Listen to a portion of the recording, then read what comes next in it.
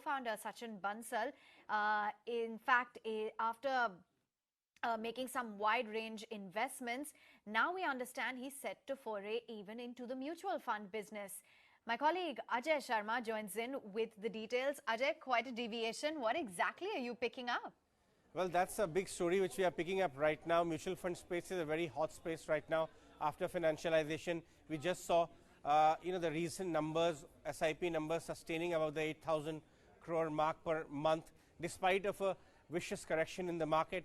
And this is a sign that the Indian mutual fund industry is really coming of age and is maturing.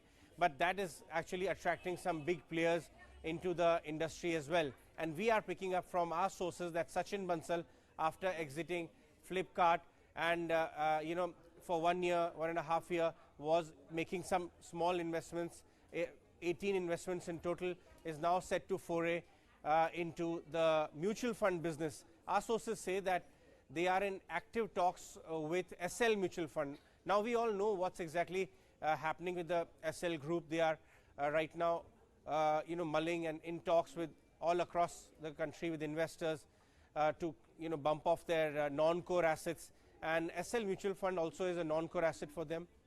And so we know that these talks are actually happening. Multiple rounds of discussions have already happened between Sachin Bansal representatives and Essel Mutual Fund.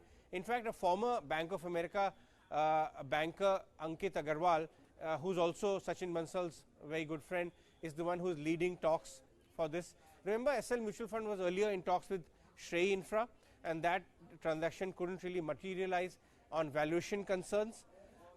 Remember also that Sachin Bansal not only is sitting on a cash pile, but has very openly on multiple platforms indicated the focus in BFSI space. In fact, when asked what's the next foray, he always said that BFSI is an area of interest and that's where they are looking at.